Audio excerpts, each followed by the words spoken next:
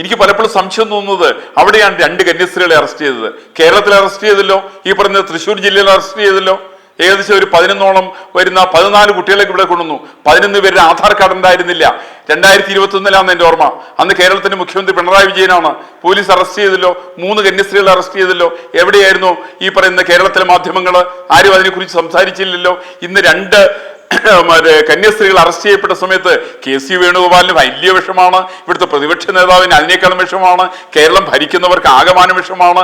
മാധ്യമങ്ങൾ എല്ലാവരും പൊട്ടിക്കരഞ്ഞുകൊണ്ടിരിക്കുകയാണ്. കാരണം അവിടെ 2 കന്യാസ്ത്രീകൾ പിടിച്ച് 9 ദിവസമാണ് ജയിലിലിട്ടതേ.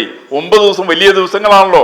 പക്ഷെ മനസ്സിലാക്കേണ്ട വസ്തുത, കേരളത്തിൽ 1985 തുടങ്ങിയിട്ട് 2015 വരെ കോൺഗ്രസ്സുകാരും കമ്മ്യൂണിസ്റ്റുകാരും ഭരിച്ചല്ലോ. കേരളത്തിൽ മരിച്ച കന്യാസ്ത്രീകളുടെ എണ്ണം എത്രയാ? 11 പേരാണ് കേരളത്തിൽ കന്യാസ്ത്രീകൾ മരിച്ചത്. അതിനകത്ത് അഭയപ്പെട്ടല്ലോ, കിണറ്റിൽ ചാടി മരിച്ചു എന്നാണ് അഭയ. അതിനകത്ത് ഇടപെട്ടവരാരൊക്കെയാണ്? കേരളത്തിലെ എന്ന് മാത്രമല്ല അറിയപ്പെടുന്ന, ഇന്ത്യയിൽ അറിയപ്പെടുന്ന ന്യായാധിപനടക്കമുള്ള ആളുകള് ഈ പറയുന്ന കേസുകൾ തേച്ചു മാച്ച് കളയാൻ വേണ്ടിയിട്ട് ഇറങ്ങിയിട്ട് ഒരു ചരിത്രം കേരളത്തെ സംബന്ധിച്ചുണ്ട്. നിങ്ങൾക്കറിയാലോ, ഏകദേശം 29 കൊല്ലത്തോളമാണ് അഭയയുടെ പേരില്. 19 വയസ്സിൽ അഭയ മരിച്ചിട്ട് 29 കൊല്ലക്കാലത്തോളമാണ് ആ അച്ഛനും അമ്മയും കിടന്ന് പൊട്ടിക്കരഞ്ഞത്.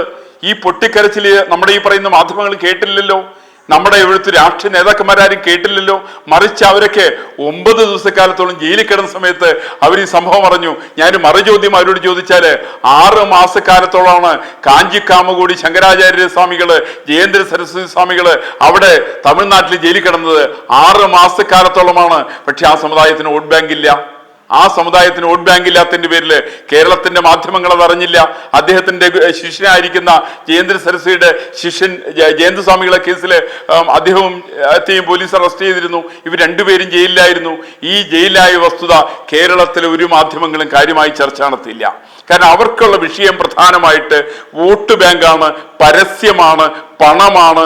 അതിന്റെ അടിസ്ഥാനത്തിൽ കേരളത്തിന്റെ രാഷ്ട്രീയ പ്രസ്ഥാനങ്ങൾ ചർച്ച ചെയ്യുന്നു. പക്ഷെ എൻ്റെ ഒരു മറുചോദ്യം അവരെ സംബന്ധിച്ചുള്ളത്, ഈ പറയുന്ന കന്യാസ്ത്രീകൾ ശ്രീനാരായണപുരിൽ പോയിട്ട് അവരുടെ മതപ്രവർത്തനം നടത്തുന്ന ആളുകളോടുള്ള ചോദ്യമുള്ളത്, അവിടെ ഈ പറയുന്ന സ്ഥലത്ത് നിങ്ങൾക്കൊരു മതസ്ഥാപനമുണ്ടോ? നിങ്ങളുടെ മതസ്ഥാപനം നിങ്ങൾ നേരിട്ട് നടത്തുന്നതാണോ? അവിടെയുള്ള കേരള, ഇന്ത്യ, ഛത്തീസ്ഗഡിലെ ഏറ്റവും വലിയ തീവ്രവാദ മാവോയിസ്റ്റുകളുടെ കേന്ദ്രമാണ് ഈ പറയുന്ന സ്ഥലം. ഈ പറയുന്ന സ്ഥലത്ത് കോൺഗ്രസ്സുകാരന് കമ്മിറ്റി ഓഫീസ് ഉണ്ടോ? കമ്മ്യൂണിസ്റ്റ് പാർട്ടിക്ക് ഒരു കമ്മിറ്റി ഓഫീസ് ഉണ്ടോ?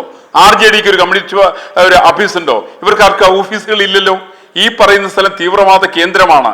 ഈ തീവ്രവാദ കേന്ദ്രത്തിൽ പ്രവർത്തിക്കാനായിട്ട് ഈ പറയുന്ന അമ്മമാർക്ക് ആരാണ് ഇവർക്ക് ലൈസൻസ് കൊടുത്തത്? അവർ കൊണ്ടുനടക്കുന്ന കുട്ടികൾക്ക് എത്ര പേർക്കാണ് ഇവരുടെ ആധാർ കാർഡ് ഉള്ളത്?